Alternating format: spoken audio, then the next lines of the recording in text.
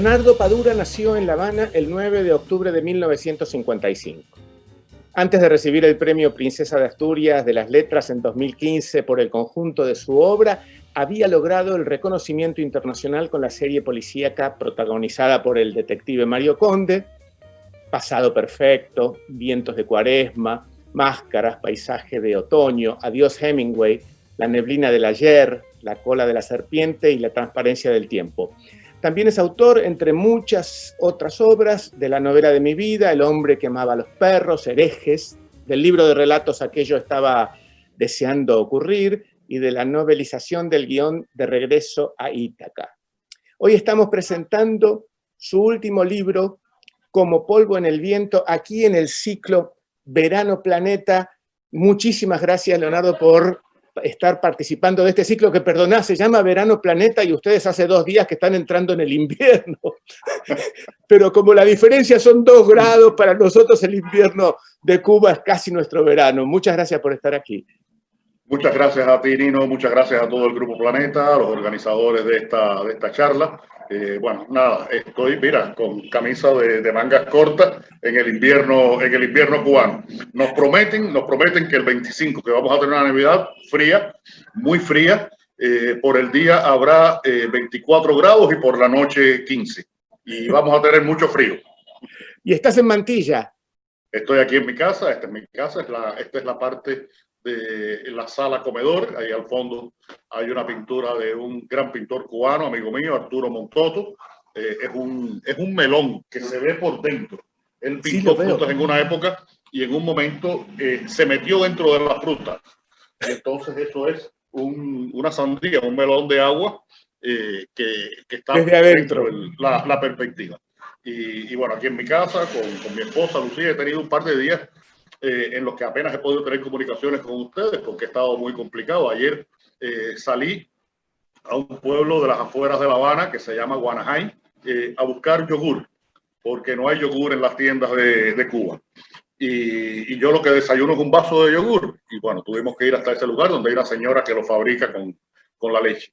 Y hoy tuve en la mañana la reunión ordinaria de la Academia Cubana de la Lengua, de la que soy miembro, y se hacía un homenaje al historiador de la ciudad de La Habana, Eusebio Leal, que murió hace unos meses, y yo leí un texto que había escrito sobre Eusebio. He estado corriendo estos 2 días, pero bien, todo bien.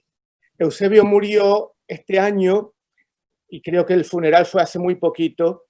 Y sí, yo tuve el honor y el orgullo de recorrer parte de La Habana Vieja con él. Yo diría que Eusebio Leal no ha sido el historiador de La Habana, ha sido el historiador de Latinoamérica. Lo recuerdo en un congreso de cultura, hablando a cada uno de los países, recordando su historia, recordando sus próceres. Realmente ha sido para todos un impacto, sobre todo la gente que tiene que ver con el tema de la preservación. Le debemos a él el rescate de alguna forma de La Habana Vieja, ¿verdad? Sí, él es el salvador de la parte antigua de la ciudad, sin duda ninguna. Es una parte que bueno, es uno de los cascos coloniales de América Latina más importantes.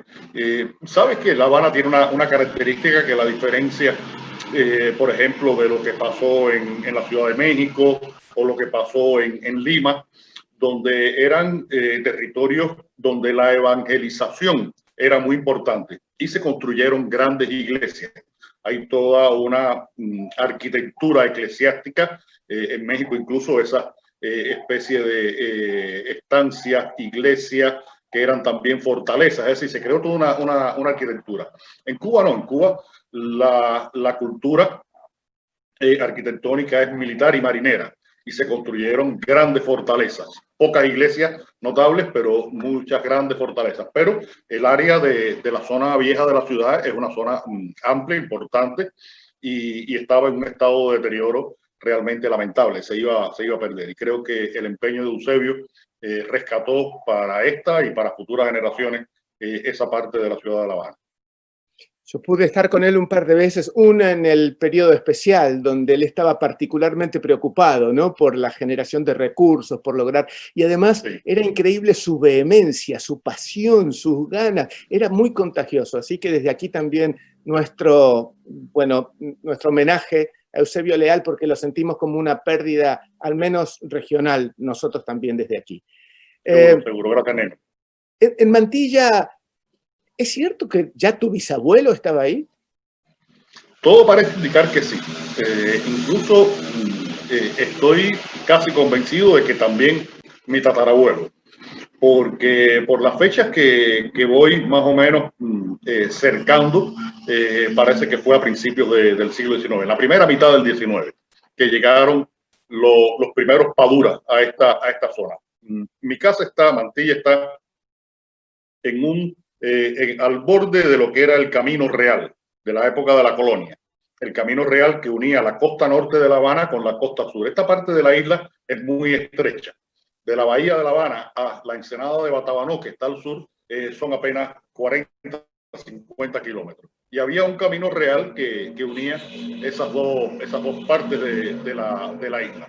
Y al borde del Camino Real, a unos 10, 12 kilómetros de la bahía de La Habana, está Mantilla. Eso era, por supuesto, la periferia de la ciudad a finales a mediados del 19.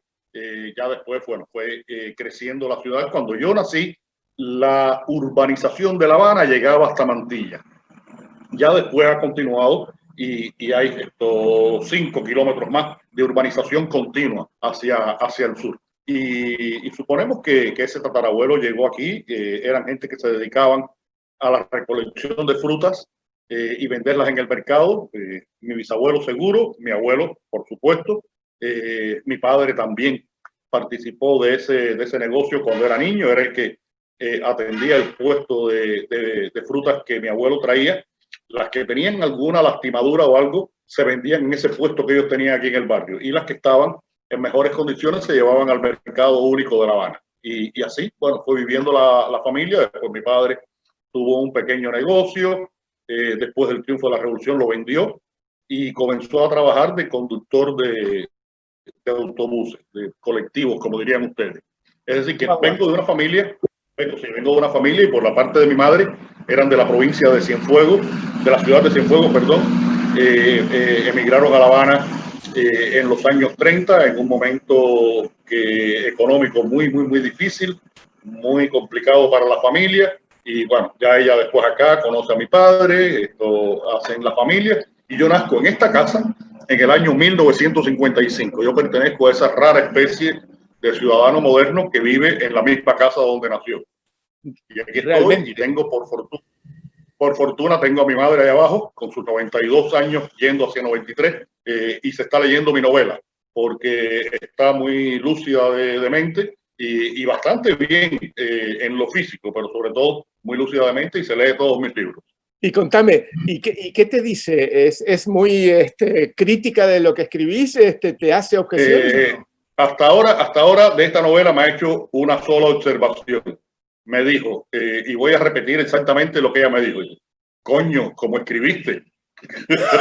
Porque el volumen del libro dice que incluso para sostenerlo le cuesta trabajo. Leonardo, decime, la condición de periodista, este oficio, ¿te sirvió para desarrollar el escritor que has llegado a ser hoy? Nino, creo que sí, creo que sin duda. Yo terminé la universidad en el año 1980, empecé a trabajar en una revista cultural, después trabajé en un periódico, después volví a una revista cultural, y fue un periodo de 15 años en que me ganaba la vida como periodista. En ese tiempo, a partir del año 96, ya me hice escritor independiente. En ese periodo, sobre todo los años que trabajé en el periódico Juventud Rebelde, que fueron 6, del 83 al 89, fueron muy importantes. Fue un momento en que yo prácticamente no escribí literatura. Yo tenía escrito ya un libro de cuentos y una novela cuando llego al periódico, y me dedico por completo al periodismo. Era un periodismo muy absorbente, un periodismo de investigación, de temas históricos, de personajes, de lugares, de mitos de la vida cubana, de la cultura no oficial cubana. Y en ese periodismo yo practiqué toda una serie de herramientas que después utilizaría en la literatura. Yo le debo a ese periodismo no solo un conocimiento más íntimo del país, sino sobre todo la posibilidad de un aprendizaje en la práctica de la comunicación, que es algo muy importante. En cualquier caso, la labor periodística y el crecimiento como escritor se compensaban, y cuando yo termino esta fase del periódico en que trabajé 6 años, en el año 89, inmediatamente escribo la primera novela del personaje de Mario Pons, Pasado Perfecto. Y entre mi primera novela, que se llama Fiebre de Caballos, y Pasado Perfecto, hay una distancia evidente, que no solo fueron 6 años, fue una distancia de un aprendizaje, y ese aprendizaje se hizo en la práctica periodística. ¿Tu primer reportaje fue a Eduardo Galeano? Mi primera entrevista, lo que nosotros llamamos entrevista, Sí. fue en el año 1981. Eduardo había venido a La Habana como jurado del premio Casa de las Américas. Yo no tenía planificado hacer esa entrevista, me llamaron acá a la casa, me dijeron, ven en la tarde a la redacción de la revista, que viene Eduardo Galeano y tienes que entrevistarlo. Yo me había leído en aquel momento Las Venas Abiertas de América Latina, como prácticamente todo el mundo. Claro. Y creo que la otra que había leído de él era La Canción de Nosotros, un libro de ensayo testimonio, novela testimonio. Y bueno, preparé un cuestionario y estaba muy nervioso, muy nervioso. Y Eduardo, que a partir de ese día empezamos una relación de amistad que duró hasta el final, hasta su muerte, fue tan generoso que se dio cuenta de que yo no sabía un carajo de hacer entrevistas, y prácticamente se autoentrevistó, y respondió con respuestas ya redactadas, y yo lo único que tuve que hacer fue transcribir la entrevista. Años después se lo dije a Eduardo, le dije, bueno, mira, una de las cosas que más te agradezco a ti es la generosidad que tuviste aquel día de 1981 en que me permitiste hacer una, al final, buena entrevista, pero que debiste haberla firmado tú y no yo. Y fue, bueno, muy, muy simpático. Nos vimos varias veces y compartimos, incluso cenamos juntos en Cuba, en España, en Uruguay nunca nos vimos, increíblemente, pero bueno, sí, esa fue mi primera entrevista publicada. Tesoro una fotografía con Ernesto Cardenal y con Eduardo Galeano en La Habana. Es la última vez que lo vi yo también. Decime una cosa, Leonardo. Se supone o se dice que el periodista puede publicar el 20% de lo que sabe. La literatura, la ficción, ¿te permitió escabullirte de ese cuidado y decir cosas que no podías decir siendo periodista? Claro, claro. La novela, yo lo digo porque lo pienso y lo digo siempre, es el género de la libertad. En la novela, por ejemplo, si recuerdas Palinuro de México, de Fernando del Paso, Fernando introduce obras de teatro, escritas como obras de teatro dentro de la novela.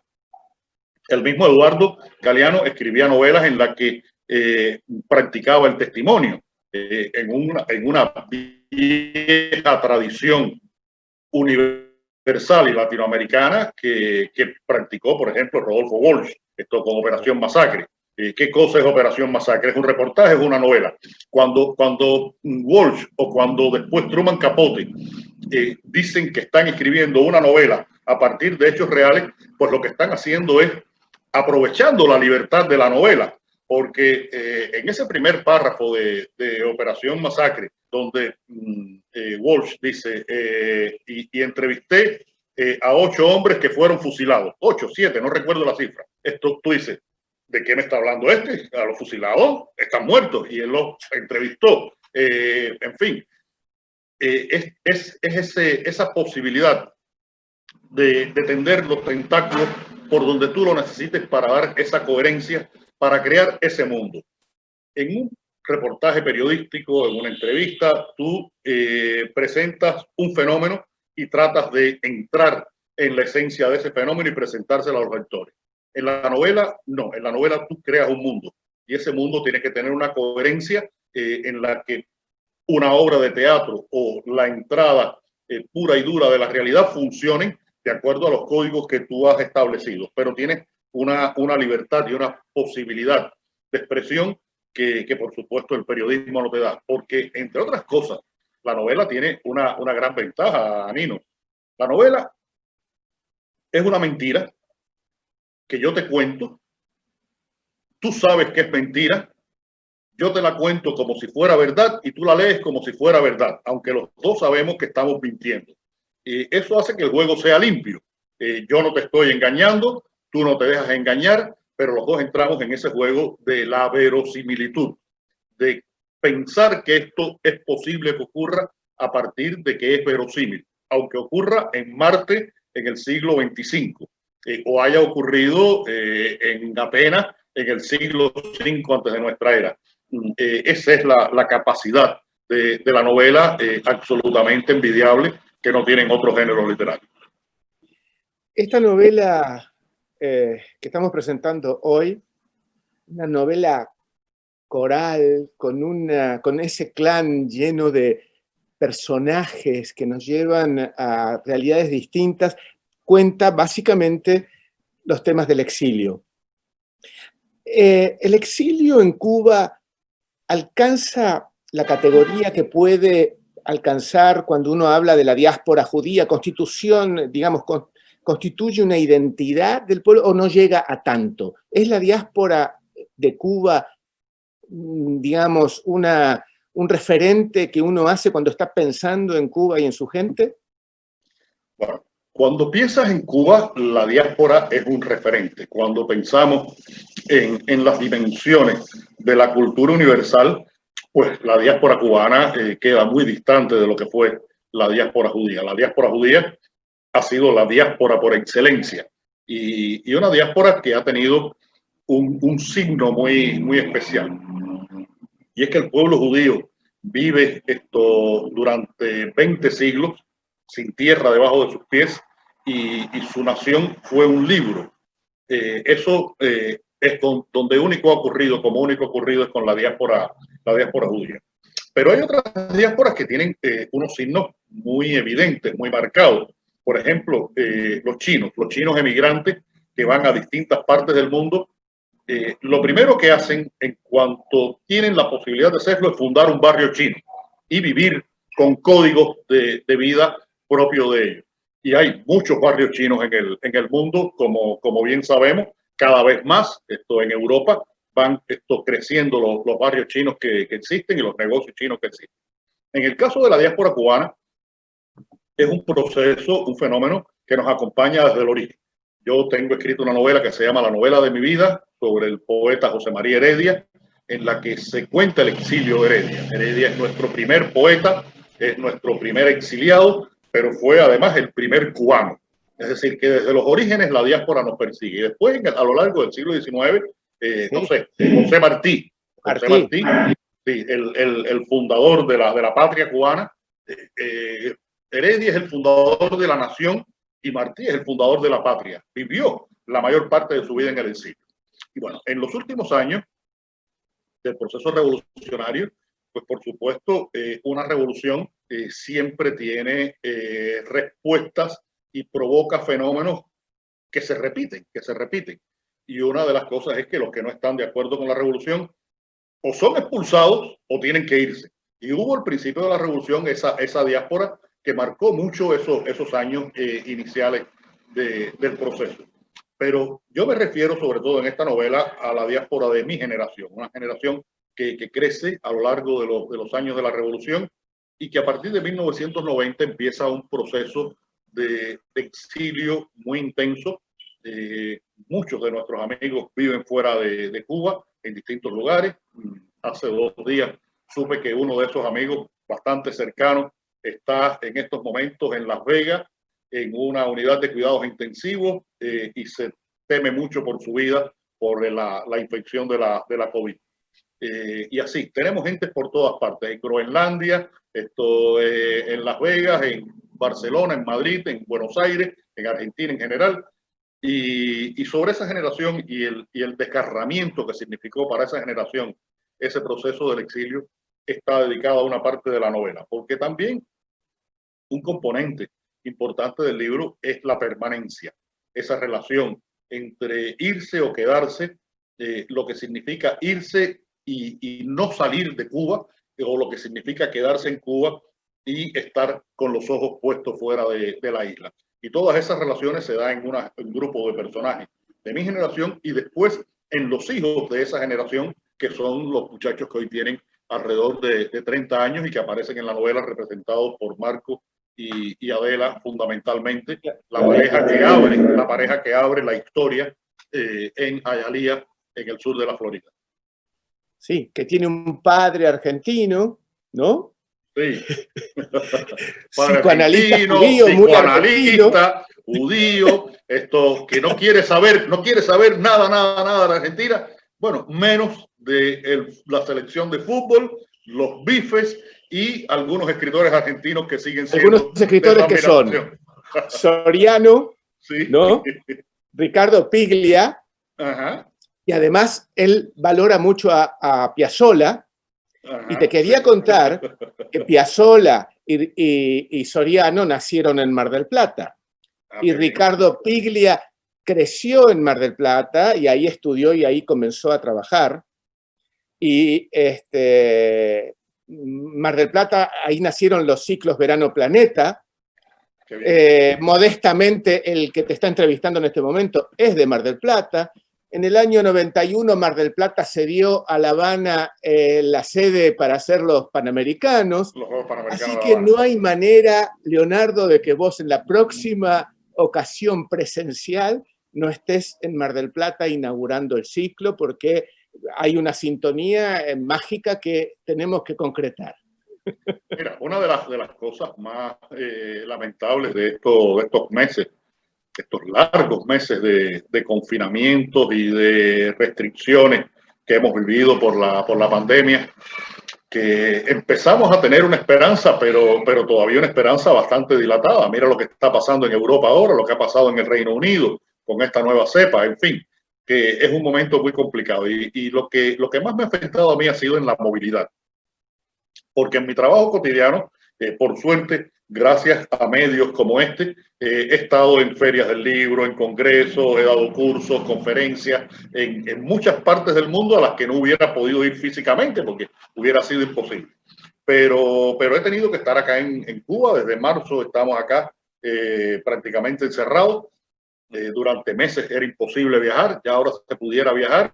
Conoces Buenos Aires, has estado aquí, hay una comunidad cubana importante con casas de amistad, se celebra el Día de la Cultura Cubana, etc. ¿Qué tipo de diferencia o de característica vos encontrás con tus hermanos cubanos en la Argentina? Mira, este es un tema complicado, Nino, porque el problema es que a nosotros cuando nos quieren caracterizar, nos dicen que somos los argentinos del Caribe, porque somos exagerados, nos creemos los mejores. No sé si los argentinos de la Argentina se lo creen o no. No, en serio, en serio. Son dos países que tienen una capacidad cultural, han demostrado una capacidad cultural. Argentina es un país con una gran extensión de tierra, Cuba es un país pequeño, pero que ha tenido una densidad cultural muy importante a lo largo de su historia, que los hace significativos, Y la gente, cuando llega a uno u otro lugar, pero sobre todo estos cubanos que van a vivir a Argentina, que he visto en Buenos Aires, que he visto en Mendoza, pues tratan de acercarse a la forma de vida, a la cultura argentina y participar de ella, sin perder la esencia de los cubanos, porque sería muy difícil a una determinada edad renunciar a lo que fuiste. Pero sin duda hay una densidad cultural en los argentinos que uno puede entrar en ella y puede asimilarse en ella, y es el proceso que con más frecuencia he visto. Yo he sentido, pero no sé si es, digamos, un dato imparcial, que hay una sintonía entre Cuba y Argentina que se manifiesta, no sé, en los encuentros deportivos, cada vez hay siempre algo que nos hace más afectuosos mutuamente, que lo he sentido más con Cuba, me parece, que aún hasta con los países limítrofes, ¿no? Pero te quería preguntar, el que emigra de Cuba, ¿emigra resentido con su país o nostálgico de su país? ¿O son distintas formas de vivir el exilio? Hay todas las posibilidades, Nino. Hay los que se van con mucho resentimiento, con odio incluso, y se arropan después en ese odio. Hay algunos que se van con resentimiento y después perdonan, superan ese resentimiento. Hay algunos que se van con mucha nostalgia, con un gran dolor, y viven con ese dolor, o se enquista y se convierte en odio, o lo superan y encuentran un lugar donde poder realizar sus expectativas. Creo que la condición humana es algo muy complejo, y tratar de limitarla es como reducirla. Yo pienso que lo que hay que tratar de entender es esa diversidad. Si entendemos la diversidad de respuestas ante un mismo problema, podemos empezar a entender la diversidad de opciones ante un mismo fenómeno, y es el fenómeno de irse o quedarse. Yo creo, y el personaje de Clara en la novela, que es un personaje muy importante en el libro, lo dice en un momento: todas las opciones para irse son válidas y todas las opciones para quedarse también son válidas, solamente hay que respetar unas y otras. En tu caso personal, ¿fue el exilio alguna alternativa alguna vez pensada? No, yo creo que, mira, he pasado por muchos lugares, en todos estos años que he podido viajar, en momentos muy complicados de la vida cubana, estos años 90, en los que tú estuviste aquí en Cuba, que faltaba todo.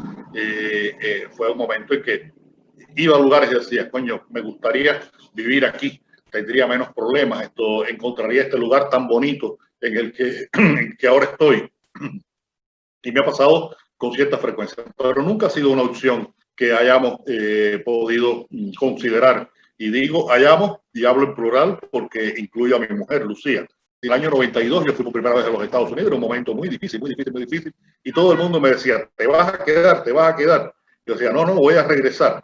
Y yo creo que lo que me hacía regresar, Nino, no era ni siquiera patriotismo, ni una opción política. Yo creo que lo que me hacía regresar era que yo pertenecía a Cuba, y esa pertenencia tenía mucho que ver con lo que yo quería hacer, que era un escritor cubano que escribiera sobre Cuba. Y mi oficio para mí es muy importante. Yo asumo el trabajo de la literatura como primero, un placer, un goce estético que trato de transmitírselo a los lectores, pero también como una responsabilidad civil. Yo trato de hacer un análisis de mi sociedad, de mi tiempo, de mi manera de entender la condición humana, de lo que te hablaba ahorita, y expresarlo a través de los libros en un contexto que siempre aparece en mis novelas, que es el contexto cubano. Porque incluso, aunque tenga personajes como estos cubanos que viven en Hialeah o viven en Buenos Aires, o en la novela El hombre que amaba a los perros, historias que ocurren en España o en Moscú o Ámsterdam, en Herejes, siempre todas esas historias parten y regresan a Cuba, porque la expresión, la esencia de lo que yo quiero expresar está en las problemáticas, en las esencias cubanas. ¿Ese sentimiento nacionalista cubano se constituye históricamente de qué hechos? ¿La revolución lo hizo nacer o simplemente lo fortaleció? No, desde el siglo XIX ese sentimiento de nacionalismo, de patriotismo, de pertenencia, fue muy importante, porque recuerda que cuando el resto de los países de América Latina obtienen su independencia en los primeros años del siglo XIX, Cuba y Puerto Rico quedan como colonia. Y eso fue alimentando ese sentimiento de pertenencia nacional que comienza con Heredia, como dije hace un momento, José María Heredia, sus versos en la década de 1820, su exilio en 1824, y se alimenta a lo largo de todo el siglo XIX, en que va creciendo ese sentimiento de nacionalismo. Hay un momento muy grave, muy complejo de la vida nacional cubana, que es ese momento en que termina la guerra de independencia con una intervención militar norteamericana. Año 1898, entra el ejército norteamericano en Cuba, derrota lo que quedaba del ejército colonial español y se produce una intervención que dura 4 años. Posiblemente en esos 4 años de intervención militar norteamericana, cuando la bandera cubana no se podía izar en ningún edificio público, fuera cuando más banderas cubanas ondearon en Cuba. Las mujeres se vestían de banderas cubanas. La gente cantaba el himno de Bayamo, que fue después el himno nacional. Lo bailaba, la necesidad de encontrar qué cosa éramos. Y éramos algo que era distinto a España y también que pretendía no ser igual a los Estados Unidos, a pesar de esa presión enorme que ejerció los Estados Unidos sobre Cuba. Que la nacionalidad cubana, a pesar de ser tan joven, igual que la argentina, son culturas jóvenes, son culturas que tienen 200 años de existencia, tiene una fortaleza y una densidad que yo creo que ese es uno de los elementos en los cuales podemos encontrar por qué se te parece tanto la cultura argentina y la cubana y una comunicación. Y es que para nosotros sostener nuestra cultura ha sido un proceso en el que nos hemos visto envueltos de manera visceral. Y eso tal vez nos lleve incluso a veces a exagerar esa pertenencia nacional con algo que puede ser enfermizo como es el nacionalismo. Entrando ya al libro, hay un personaje que vos nombrás con recurrencia que se llama Alguien. ¿A quién representa ese alguien con mayúsculas? Representa el poder. Puede ser alguna persona física, en específico del más alto estatus de poder o de un estatus de poder muy leve, pero que incide sobre la vida de una determinada persona. Y es un alguien que aparece inventado en prácticamente todas mis novelas. Es la representación del poder.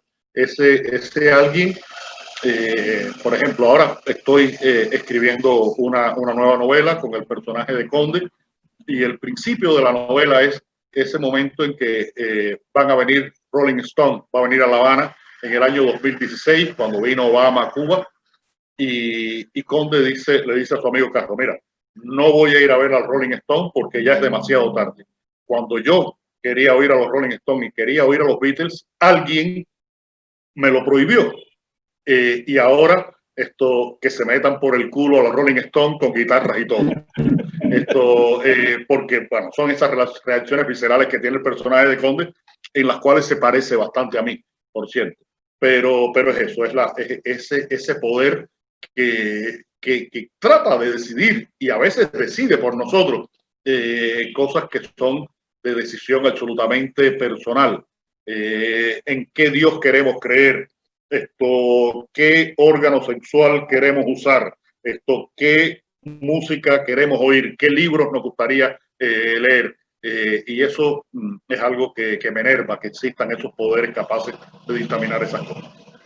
¿Qué tanto se parece, Conde, a ti en el sentido de que es un policía ortodoxo que no quería ser policía, un poco borracho, un poco, no sé, incómodo consigo mismo, pero a la vez con unas convicciones y unos ideales? Realmente es un personaje que uno, bueno, ahora estamos contentos de saber que vuelve Mario Conde, así que, y que eso es un poco vos. Bueno, todos los escritores son un poco sus personajes, ¿no? Quería preguntarte, siguiendo con el libro, ¿quién es Elizardo Martínez, a quien vos se lo dedicás? Mira, ese es un personaje bien importante en mi comprensión de qué cosa es el exilio. Elizardo Martínez es ni más ni menos, esto no es importante para lo que voy a decir, pero para que ubique, es sobrino de Alicia Alonso, la gran bailarina cubana, hijo del hermano de Alicia Alonso. Y su padre, Martínez, él se llama Elizardo Martínez, salió de Cuba a principios de los años 60 y se radicaron en Puerto Rico. Y Elizardo hizo prácticamente toda su vida en Puerto Rico. Elizardo murió hace 4 años. Todavía joven, esto era un par de años mayor que yo. Y digo joven porque creo que todavía más o menos podemos decir que somos jóvenes, Nino, para determinadas cosas. No para todas, pero para algunas sí. Y Elizardo se convirtió en mi referencia en Puerto Rico. Desde la primera vez que yo llegué, en los años 90, nos conocimos, empezamos a hablar y me di cuenta de que era alguien que estaba, el 50% de sus células se habían convertido en células puertorriqueñas, pero el otro 50% seguían siendo células cubanas. Y él se fue de Cuba siendo un niño. Y ese hecho de seguir siendo un cubano boricua, entre Cuba y Puerto Rico culturalmente no existen demasiadas diferencias, pero sí, son dos nacionalidades que tienen sus peculiaridades. Y Elizardo unió esas dos cosas y sobre todo fue un gran amigo al que le debo una frase que repite un personaje de la novela que se llama Bernardo, que es cuando dice, y vamos de derrota en derrota hasta la victoria final. Esa frase se la debo a Elizardo y por la comprensión que tuve de ese sentimiento de un cubano que vive lejos de su patria durante tantos años, pues quise dedicarle la novela. Ya que mencionás de derrota en derrota, quería preguntarte ¿a qué te referís cuando hablas de la gran desilusión, cuando hablas de Cuba? Sí, la gran desilusión tiene que ver con un proyecto que ahora mismo en Cuba se está viendo de una manera bastante dramática. Hay todo un proceso de reordenamiento monetario, económico en Cuba que se dijo durante un tiempo, era la formulación que había, que se iban a eliminar gratuidades indebidas, subsidios y gratuidades indebidas. Eso significa que va a imperar de todas maneras la ley del trabajo y el dinero. Tal vez se reparta de una manera más equitativa a través de los impuestos, de determinadas regulaciones, pero sin duda Cuba se va acercando a una realidad, a un contexto lógico en que lo económico tiene que funcionar con la lógica de lo económico, y la lógica de lo económico no es la lógica de lo filosófico, de lo social. Es una lógica que tiene las leyes que pueden llegar a ser bastante despiadadas. Y eso va a empezar a funcionar acá en Cuba de una manera mucho mayor de la que ya hay. Crecimos en un momento creyendo que esa gran utopía de la sociedad de los iguales era posible. Y todo ese conocimiento y todo ese realismo, ese encuentro con la realidad, pues nos han ido desilusionando y un poco es el sentimiento que expresan estos personajes y que a veces expreso yo mismo en mis conversaciones, en mi escritura, en mi periodismo.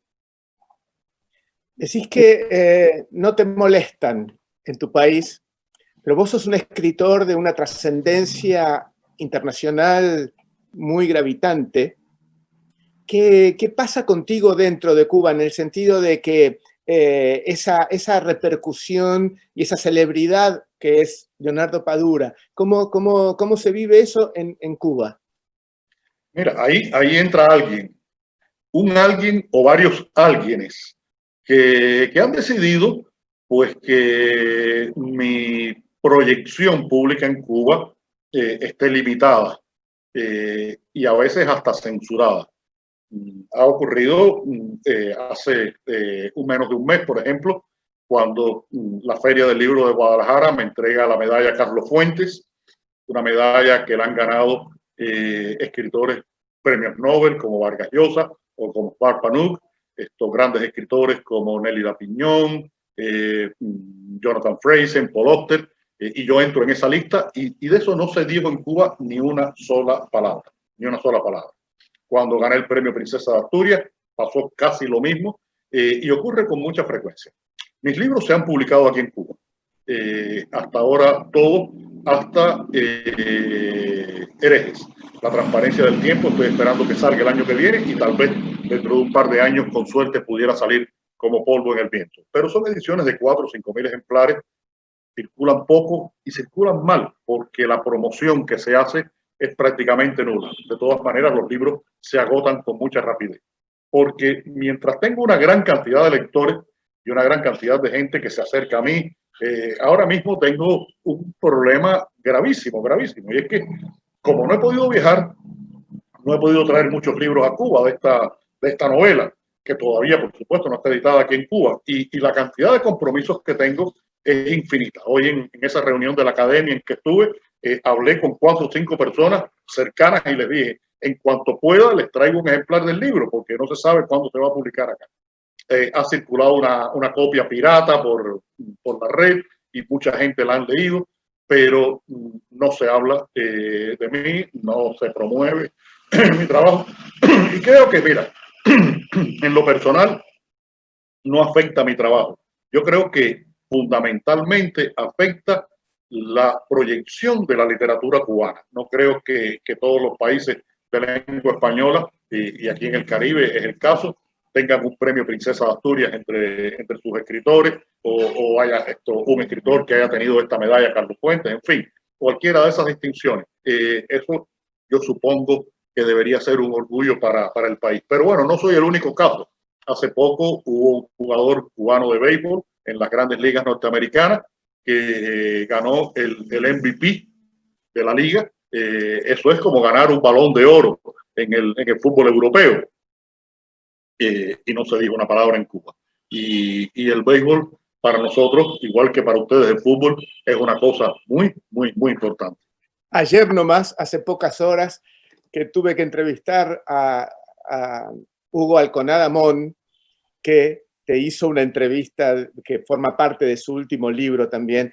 Me dice, mañana hablas con Leonardo Padura, no dejes de hablar de béisbol. Dice. No, para ustedes los argentinos es como hablar en chino. A pesar de que conozco ya algunos argentinos y ahí en Mar del Plata hay gente que juega al béisbol. Pero bueno, es parte de esa distinción cultural que existe, por supuesto. Mira, ustedes juegan un deporte que se llama fútbol. Nosotros jugamos uno muy parecido que se llama balompié.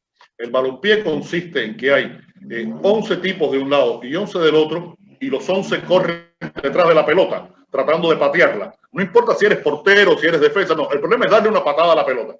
No tenemos...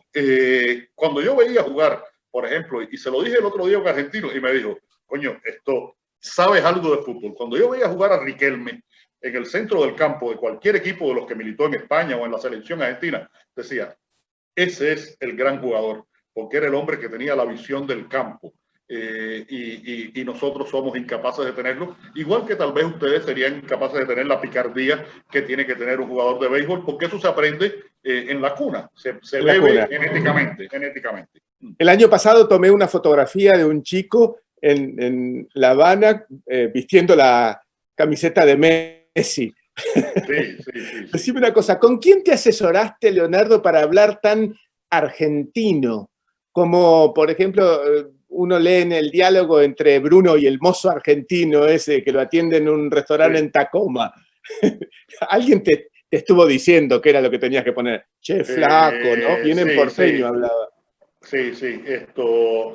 Me asesoré con mi amigo, el escritor y novelista argentino Eduardo Esguiglia, con el que tengo una relación de amistad hace muchos años, y le pasé todos esos fragmentos a Eduardo y le dije, Eduardo, esto tiene que estar en porteño, no en argentino, tiene que estar en porteño y tienen que decirse los disparates que pueden decir unos porteños. Y él fue el que me dio la idea de decir, recuerda que un argentino a quien segundo quiere joder es a otro argentino, antes a un uruguayo.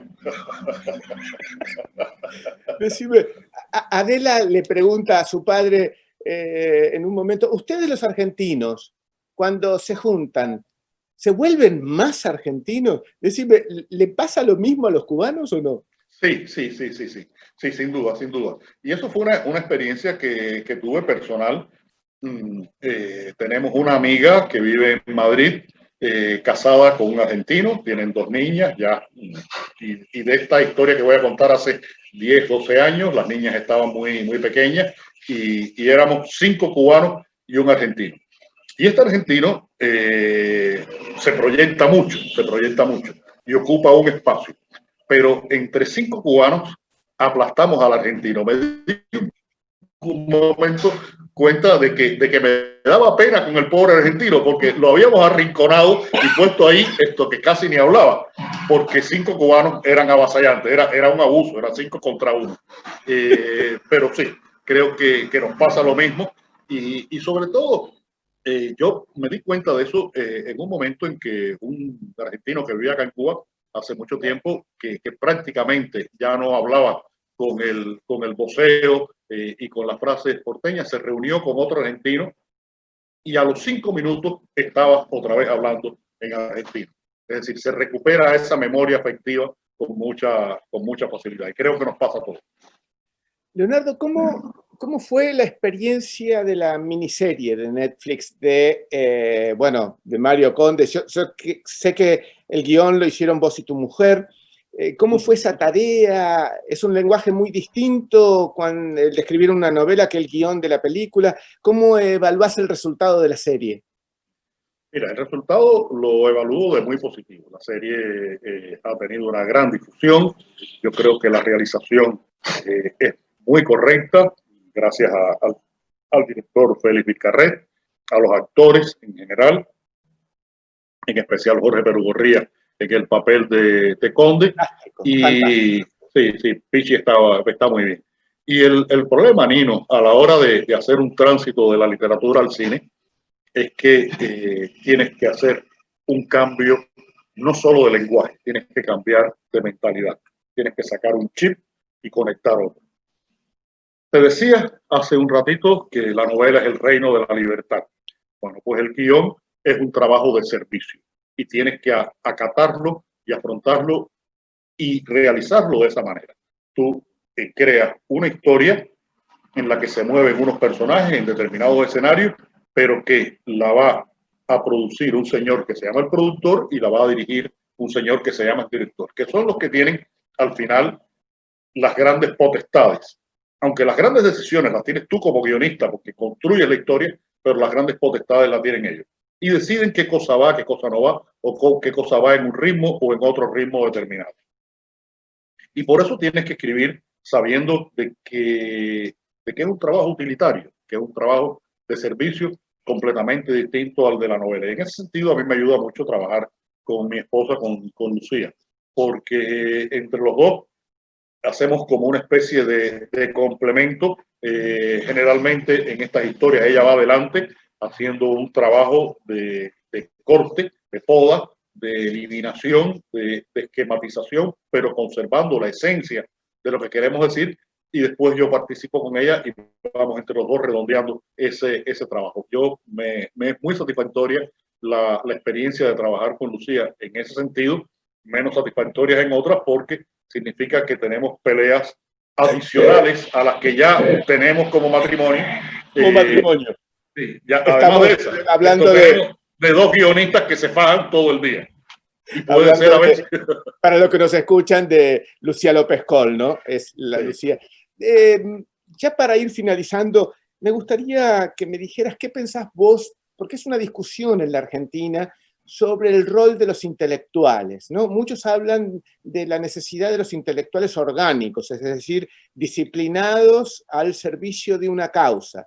Muchos otros obviamente hablan de la independencia del intelectual. ¿Cómo miras este dilema que se presenta muy frecuentemente entre nosotros?